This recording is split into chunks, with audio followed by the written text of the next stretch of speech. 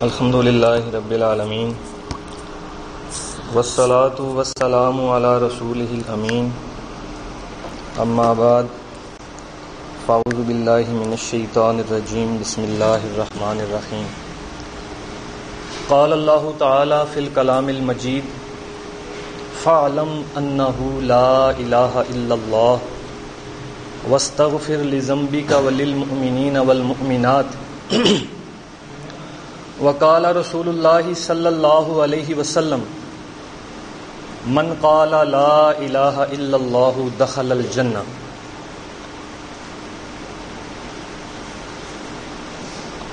میری آج کی تقریر کا عنوان ہے شروط لا الہ الا اللہ محمد الرسول اللہ، یعنی کلمہ طیبہ کی جو شرائط ہیں اس کا علم ہر فرد کے لیے جاننا ضروری ہے۔ شرائط شرط کی جمع ہے، اور شرائط وہ چیزیں ہوتی ہیں جو کسی چیز پر عمل کرنے سے پہلے مطلوب ہوتی ہیں، یعنی کسی بھی شریعت اسلام کے کسی عمل پر یا اس کو پورا کرنے کے لیے جو چیز پیشگی طور پر مطلوب ہوتی ہیں ان کو اس فعل کی یا عمل کی شرائط کہا جاتا ہے۔ جیسے آپ کے سامنے بیان کیا گیا، نماز پڑھنے کے لیے سب سے پہلی شرط یہ ہے کہ آدمی باوضو ہو کر صلاۃ ادا کرے۔ اس کے بعد لباس کا پاک ہونا، قبلہ رخ ہونا، یہ بھی صلاۃ کی شرائط میں شامل ہے۔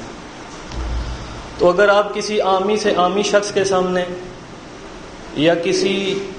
پڑھے لکھے کے سامنے یا ان پڑھ کے سامنے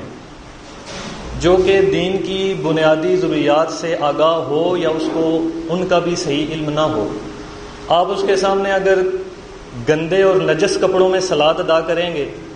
یا اس کے سامنے بغیر وضو ہی اٹھ کے صلاۃ پڑھنی شروع کر دیں گے تو عام سا آدمی بھی آپ کو کہے گا کہ حضرت آپ کی صلاۃ نہیں ہوئی، کیونکہ صلاۃ کی پہلی شرط ایمان اور عقیدہ پاک صاف ہونے کے بعد، جیسے کہ اسلام کی 5 بنیادی شرائط ہیں، بنی الاسلام علی 5، کلمہ یا شہادتین کا اقرار کرنے کے بعد سب سے پہلا فرض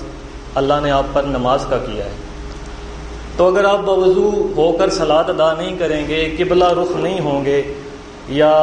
مشرق شمال یا جنوب کی طرف منہ کر کے صلاۃ پڑھنا شروع کر دیں گے تو ایک عامی شخص بھی آپ کو کہے گا کہ آپ کی صلاۃ نہیں ہوئی، بلکہ آپ دوبارہ اس کو لوٹائیں، دوبارہ صلاۃ ادا کریں۔ اسی طرح جو کہ دین اسلام کی بنیاد ہے، یہ کلمہ لا الہ الا اللہ محمد الرسول اللہ، اس کی بھی کچھ شرائط ہیں کہ اگر ان شرائط کے تحت اس کلمہ کو پڑھا جائے گا، اس کا علم حاصل پہلے کیا جائے گا ان شرائط کا، اور پھر اس کے بعد اس پر عمل کیا جائے گا، پھر اس کے تقاضے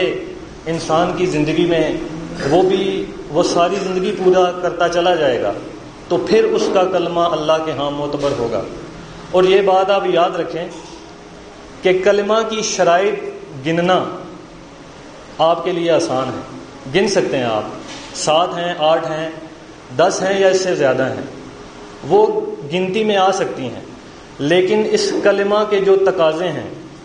ان پر انسان ساری زندگی عمل کرتا رہتا ہے۔ وہ نظریاتی تقاضے بھی ہیں، وہ اعتقادی تقاضے بھی ہیں، وہ اس کے سیاسی معاشی تقاضے بھی ہیں، یعنی ساری زندگی اس کے تقاضے اس سے ختم نہیں ہوں گے، اور نہ وہ یہ دعویٰ کر سکتا ہے کہ میں نے اس کے تقاضے پورے کر دیے۔ تو مختصراً یہ کہ کلمہ طیبہ کی 7 شرائط ہیں، اور بعض کے نزدیک 8۔ پہلی شرط ہے علم، کہ کلمہ طیبہ کی حقیقت کا علم، اس کو جاننا کہ یہ کلمہ آپ سے تقاضا کیا کرتا ہے، یہ کیا چاہتا ہے آپ سے۔ اگر بلال رضی اللہ عنہ نے عمار ابن یاسر رضی اللہ عنہما نے اس کو پڑھا تھا تو انہوں نے اس کا پورا علم حاصل کر کے غور اور خوض کر کے اس کو پڑھا تھا کہ یہ کلمہ ہم سے ان چیزوں کا تقاضا کرتا ہے اور کیا اس کی شرائط ہیں ہمارے سامنے. اور اگر ابو جہل نے انکار کیا تھا تو اس نے ان سب چیزوں کو جان کر اس کا انکار کیا تھا کہ اگر ہم نے یہ پڑھ لیا تو اس کے یہ تقاضے ہیں، پہلے اس کی یہ شرائط ہمیں پوری کرنی پڑیں گی. تو کلمہ کی پہلی شرط علم، کلمہ کی حقیقت کا علم. دوسری یقین، اعتماد، وثوق. تیسری اخلاص نیت. چوتھی ہے صدق اور وفا. پانچویں ہے محبت. اس کلمہ سے گرویدگی و رفتگی ہونی چاہیے، پیار ہونا چاہیے. چھٹی ہے انقیاد، یعنی اللہ تعالیٰ نے جو احکامات آپ پر نازل کیے ہیں، جن حدود اور قیود کو اپنے انبیاء کے ذریعے سے آپ تک پہنچایا ہے، آپ ان کے اندر اپنے آپ کو باؤنڈ کر لیں، ان کو اپنے آپ اوپر نافذ کر لیں.